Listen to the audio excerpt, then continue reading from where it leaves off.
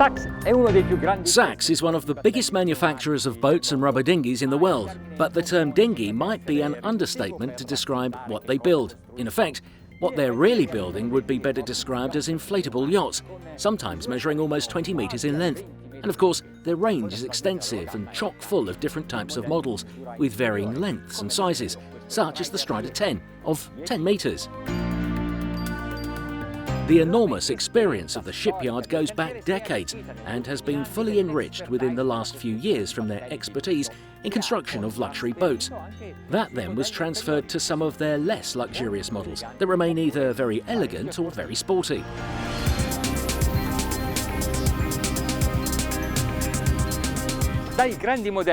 From building these grand models, SACS has also graduated to the art of customization.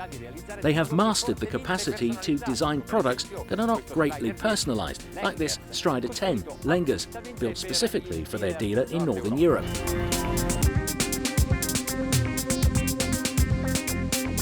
The sunbathing area at the bow rests directly on the floor plate and is much lower than the tubes, which in turn creates more protection. The bow has a very aerodynamic shape, and the style is reminiscent of a Formula One race car from the 50s.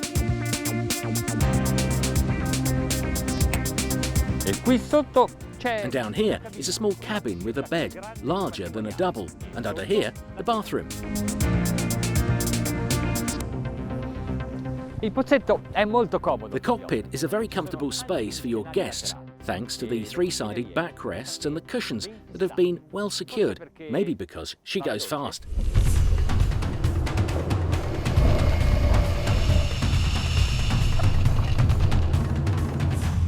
You can lower the cabin and add a cushion to create an additional sunbathing area at the aft.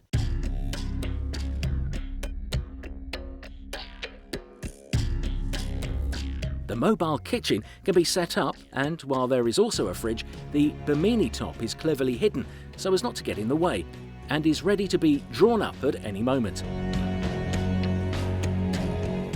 Here on the dashboard they have installed a carbon panel. Granted, it's done purely out of habit, but gives a touch of finesse. Aha, I found an error. They've installed the clutch backwards, and that makes it jump away too quickly. But there is a solution to this. All you have to do is tie it low. Maybe they have a point.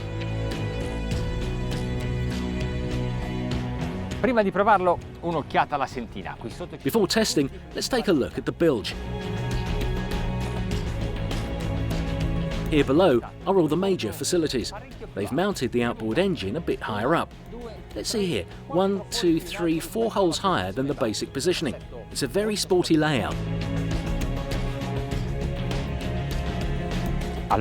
Okay, now let's go try it.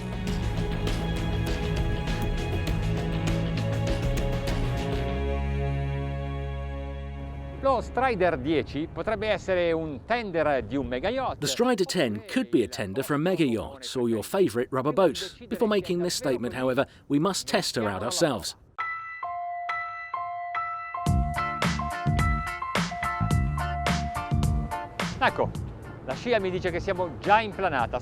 Okay, the trail tells me we're already planing. Our speed is 11 knots. The bow has risen slightly, but I think the trim is at 2 or 3 degrees, not more, and so quite favourable.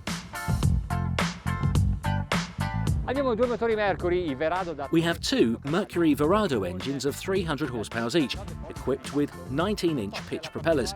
I don't know if this is the particular coloration they have given this boat and these engines, but I feel a rumble. It's a great sound.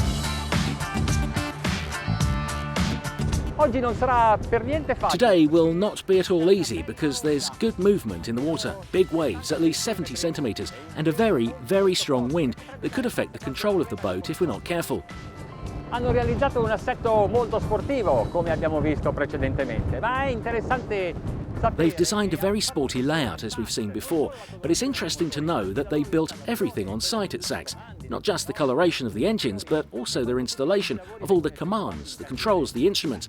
And when all of this work is done on site, well, it's much better. You're more confident of maintaining a product of the highest quality, fully functioning, efficient and safe. Sicuro? Beh, però... Safe? Well, first we'll try it, then we'll see.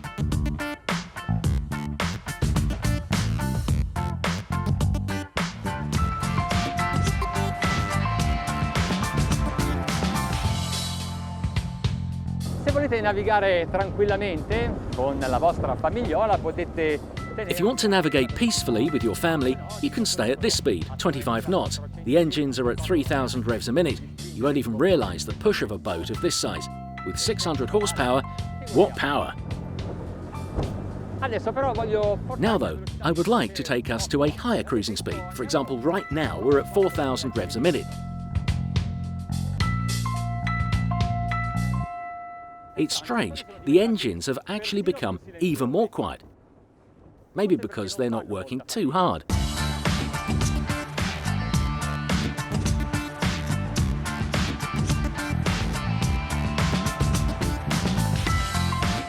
A 4.000 giri minuto siamo alla velocità di perbacco.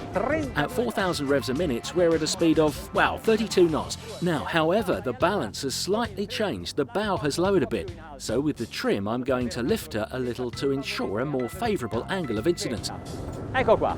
Siamo passati a... Here we are. We've passed 4,100 revs a minute, 100 more revolutions, and the speed has gone up too. Wow, 3 whole knots.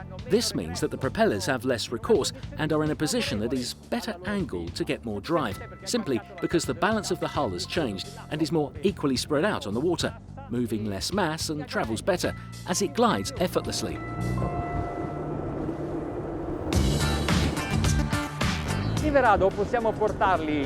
We can easily bring these Verado engines to the cruising speed of 4,800 revs a minute, and they're still at ease. But what about us? Now we'll see. Sì, direi anche noi, nonostante come vedete le onde ci siano, il vento soffiteso. Yes, I'd say that we as well are at ease, despite the waves and the strong winds. At 4,800 revs, the speed is 40 knots, 41, 41.5, almost 42. Ma se questa è la velocità di crociera ed è così alta, qual è la velocità massima? But if this is cruising speed, and it's already this high, what is the maximum speed? I'm sure you've been wondering. Well, let's go.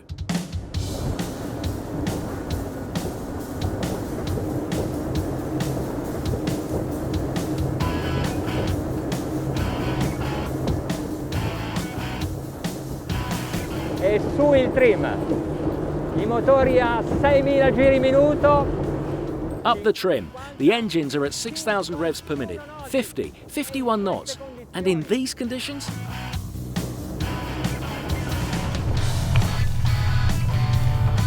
Al timone ci sono 3 cose che mi hanno impressionato favorevolmente: la tenuta di rotta, la rapidità. At the helm, there are 3 things that truly impress me.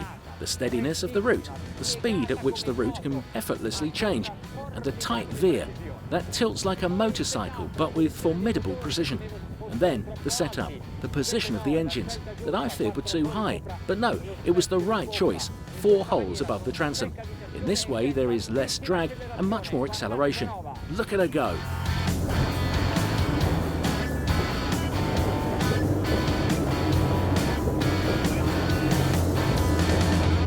I don't know if this is the right boat for you, but for me, it absolutely is. Until next time.